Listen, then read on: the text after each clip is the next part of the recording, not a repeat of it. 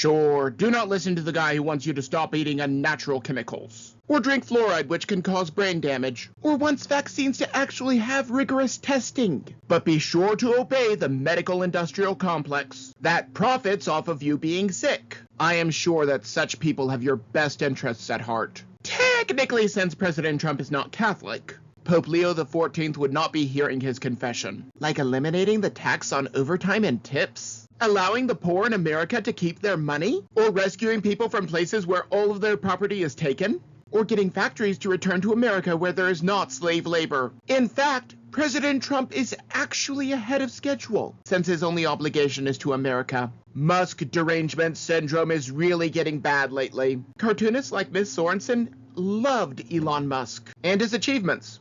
Until recently. The only thing that changed is his politics. We saw the same thing with J.K. Rowling, and President Trump for that matter. Like I said, Musk derangement syndrome, or in this case, Glernog derangement syndrome. Liberals are utterly obsessed with the Qatari plane. And just to prove my point, each and every one of the cartoons in this segment are from the same day. There are a lot of things to break down in them, but for now, I just want to point out the obsession.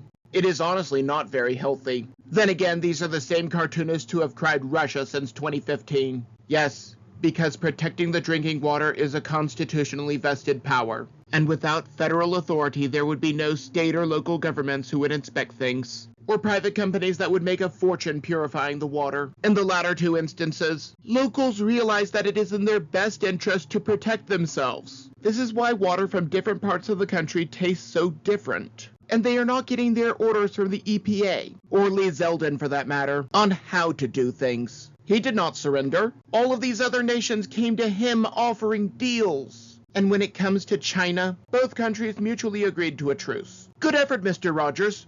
Try again. Because unless the money comes from taxpayers, Sesame Street cannot exist. The fact that it is on HBO and is apparently turning them a profit is completely irrelevant to liberals. On a side note, you automatically lose the argument when you resort to any explicative. Does Mr. Pett honestly believe that the appliances built and/or sold by billionaires would fight their creators? But yes, there are a few billionaires that are trying to destroy our republic, such as Gates, Schwab, Soros, Clinton, and many others. However, those are the good billionaires because they virtue signal about giving their money away. To avoid that fate, they just have to be in the country legally and not be a member of MS-13. That really does not seem very hard to do if you ask me. And I'm surprised that he wants them to question authority. Generally, colleges want you to be obedient to the system and to big government. This is very antithetical to the norm. Let me break Mr. Rawls' rubbish down a bit. I know that I already talked about the Qatari plane, but let us walk through this piece by Mr. Rawls. The White House is continually being updated and modified. But remember that it is also stationary and thus has much less wear and tear. And let us not forget that this is also the same president who surrenders his paycheck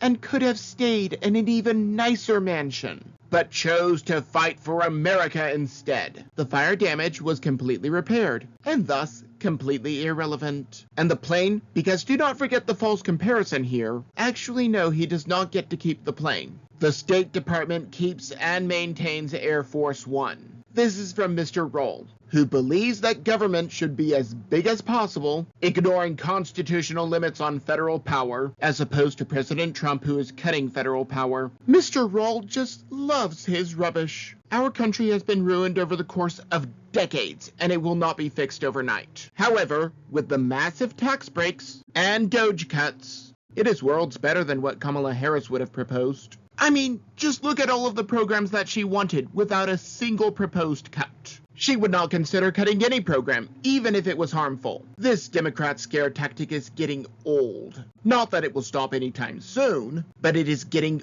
old. This is the same party that had a mock-up of Paul Ryan push grandma off of a cliff.